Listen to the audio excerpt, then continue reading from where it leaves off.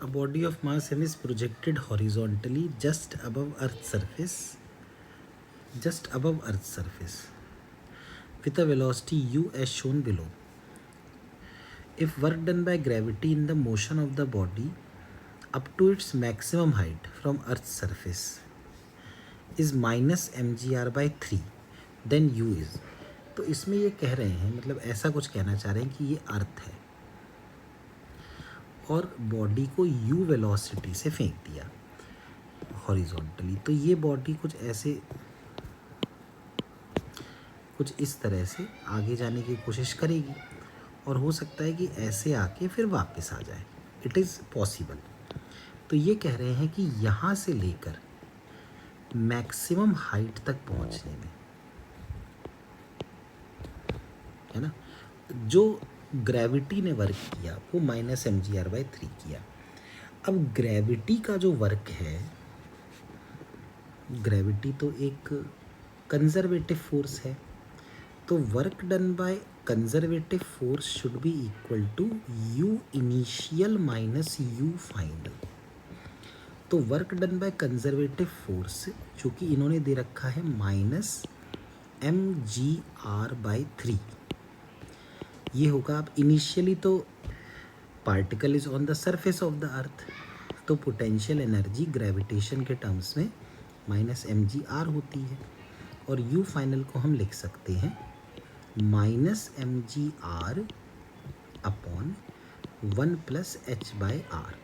तो इससे हमें मैक्सिमम हाइट मिल पाएगी.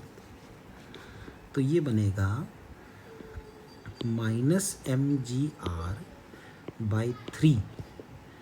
It is equal to minus mgr plus mgr upon 1 plus h/r.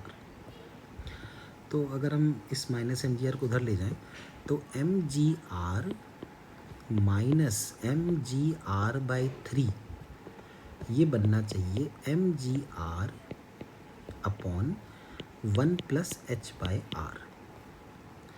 तो ये क्या बन गया 2 mgr/3 और इसकी वैल्यू किसके बराबर आ गई mgr अपॉन 1 प्लस h/r. तो अगर हम इसको सॉल्व करके देखें तो ये तो कैंसिल हो गया, तो 2 plus 2h/r is equal to 3. तो 2h/r इज इक्वल टू 1.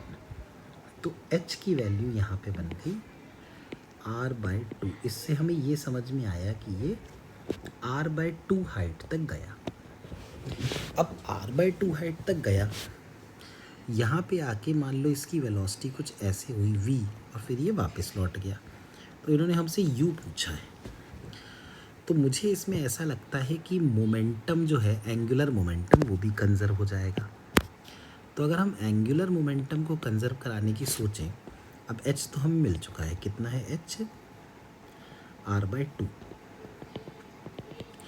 तो जो m into U into R था भाई, mvr, वो बाद में होना चाहिए m और final velocity v into r plus r/2 यानी कि 3r/2.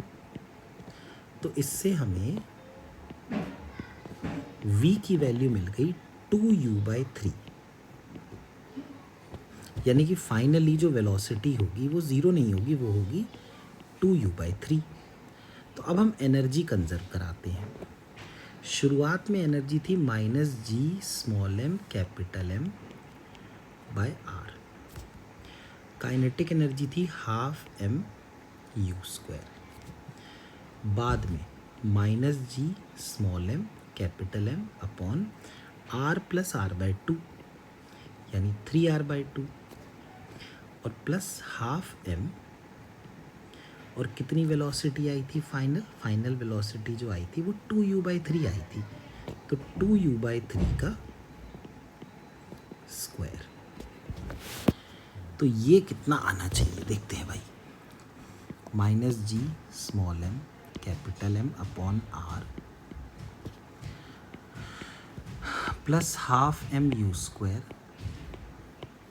Is equal to minus 2g small m capital M by 3r plus 2 का square 4, 4 divide by 2m u square by 9।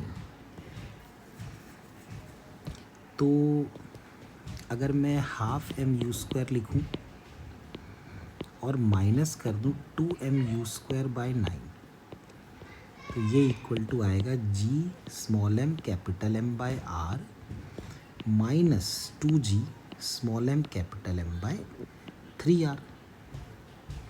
तो यहाँ 2 और 9 का एलसीएम तो 18 आ गया।